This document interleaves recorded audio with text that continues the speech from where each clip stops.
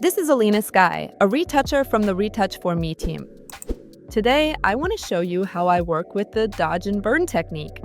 First, let's figure out what this method is and how it can be useful. Dodge and burn is a retouching technique that allows us to control the light and shadow pattern of an image by locally lightening and darkening areas without affecting the texture. Once you've mastered this technique, you'll be able to work with any image where you need to correct imperfections or add volume. Let's read the practice. There's several ways to create layers for working in the dodge and burn technique. Let's go over the three main ones. The first method is adjustment curves. Create an adjustment layer, pull the curve up to about the middle, brightening the image. The advantage of this method is that we can fine-tune the curve, adding extra points if needed, but usually one is enough. Let's name this layer Dodge. Invert the mask. Create a second curve to darken the image. We'll call this layer Bird. Invert the mask again. Just a reminder, dodge and burn is a way to lighten and darken specific areas. In this case, we'll be working on the layer mask. Right now it's black, which means the effect is hidden. To reveal it, you need to take a white brush, Hotkey B. We are currently on the burn layer. To switch to the dodge layer, hold down the Alt key and the square bracket. You can also do this manually. To erase the effect, select a black brush. Let's see how it works. So, by switching between layers, we get the job done. The downsides of this method include the fact that we can't affect light and dark areas at the same time. For example, if you need to smooth out the boundaries between them. Let's look at the next method that will allow us to do this. Click the plus button while holding down the Alt key. Let's name this layer. Select the soft light blending mode and fill the layer with a medium gray color. You can see that the image hasn't visually changed. This is because a 50% gray layer in soft light mode becomes transparent.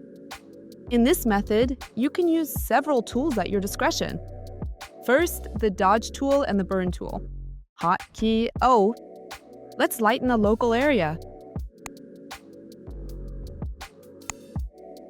Hold down the Alt key to switch to burn mode.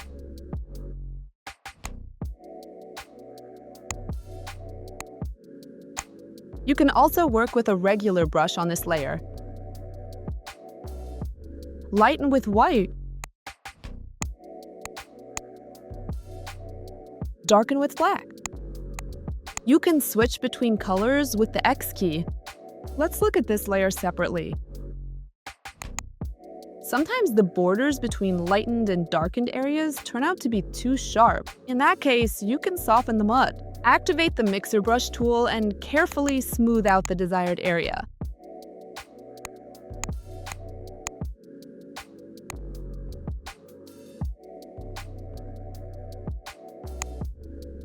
To remove the changes, you need to select a gray color. It's easiest to do this using the eyedropper tool, but let's set it up first.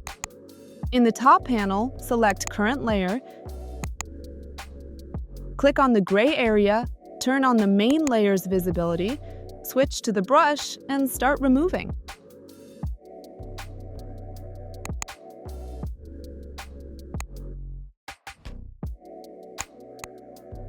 Okay, there's one last way left. Let's create a new layer in soft light blending mode. On this layer, we can only work with the brush. The principle is the same as in the previous method. Darken the area, switch over, and then lighten it. Let's turn off the visibility of the other layers and try to smooth the borders. Select the mixer brush tool.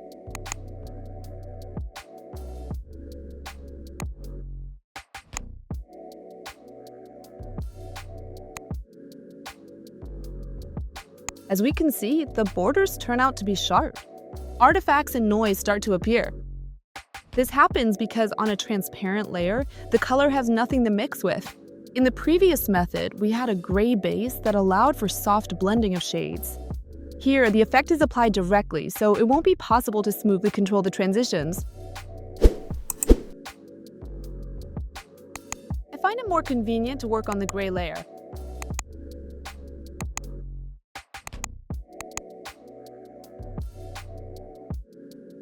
Our task is to level out any irregularities and spots. Color is not important at this stage. So let's go ahead and desaturate the image. Let's create a black and white adjustment layer.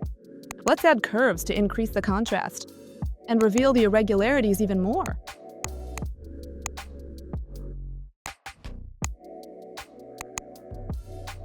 I want to smooth the texture, so I'll duplicate the layer with Ctrl-J.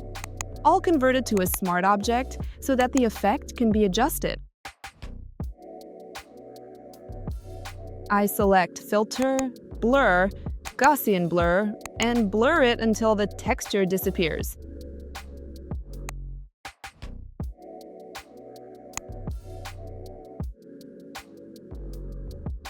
Something like that. When working with this technique, you shouldn't zoom in too much so you can see the big picture. Let's analyze the image. Take a look at this high contrast edge. It creates an impression of puffiness and hollows. The same thing on the other side. First, we mark the major defects, and then we move on to the smaller ones.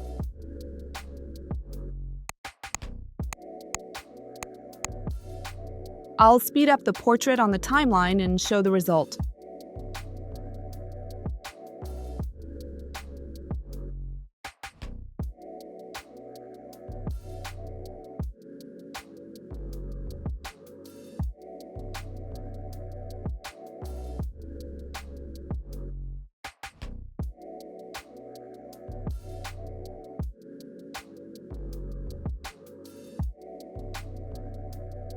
This is the result I've achieved. Let's look at the before and after. I'd like to add that when working on fine details, you can zoom in, occasionally zooming out to assess the overall result. You can also temporarily turn off the light. When using the brush, I recommend starting with a minimum flow value and gradually increasing it as you gain experience. Besides balancing the light and shadow pattern, the technique allows you to add volume. Let's do this using Curve. First, let's delete or hide the auxiliary layers. We won't be needing them anymore. You can use diagrams from makeup artists' work, as well as study academic drawing and sculpture. This knowledge will help you create volume without violating anatomy. When working this way, you can increase the flow to a higher value. For example, up to 70. I'll start with dodging. I want to emphasize this natural highlight, so I'll add a little light to the goth.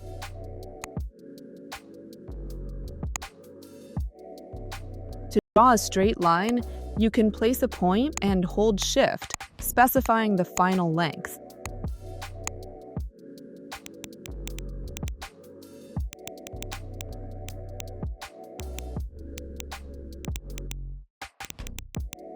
At this stage, you can work quite roughly, as we'll soften the effect later.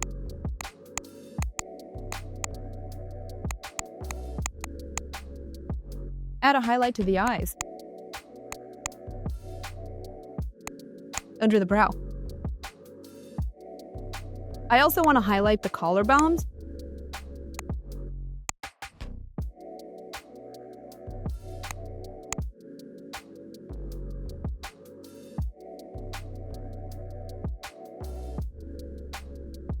Now let's darken the required areas. Switch to the burn layer to do this.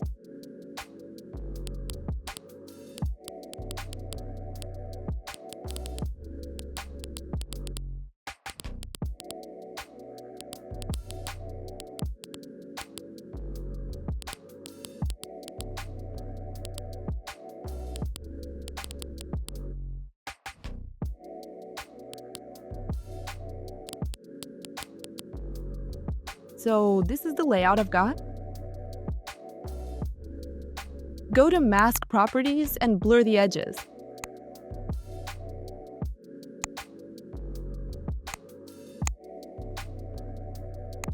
Repeat this for the burn layer. It looks good already, but for a more natural result, let's remove the effect from the brightest and darkest spots. Double-click the curves layer to open the blending options. In the Blend If Underlying Layer section, hold Alt to split the slider. On the burn layer, split the light slider until you're happy with the result.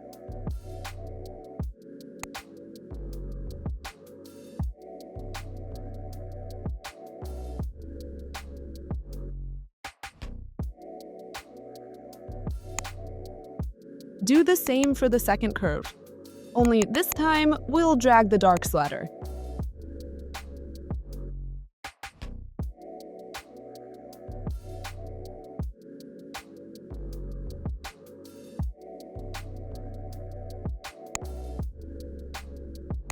Let's group the layers, Ctrl-G, and lower their opacity.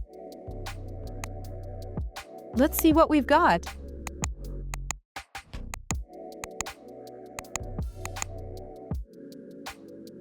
I also want to remove the effect from the background. I'll go to the main layer, select the object,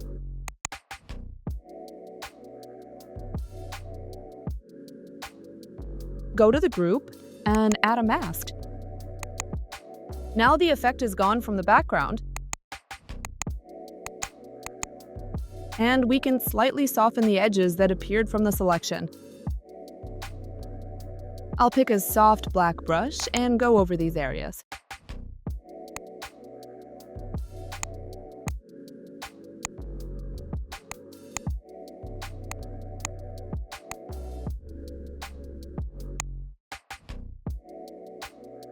Let's look at the overall result. Let's turn it down a bit.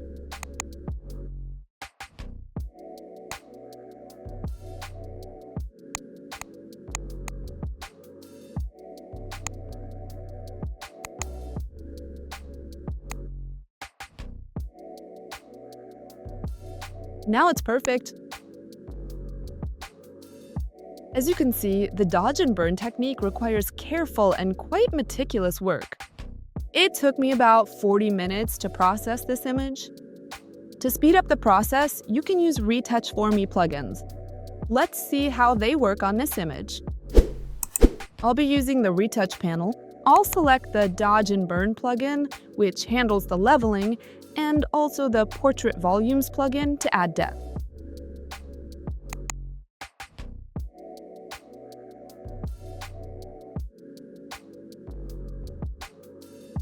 Let's compare before and after. Look at what a great result we got in just a few seconds. I want to show you a separate layer with the volume rendering. See how carefully the facial areas were rendered without losing natural volume? You can combine manual retouching with the help of plugins.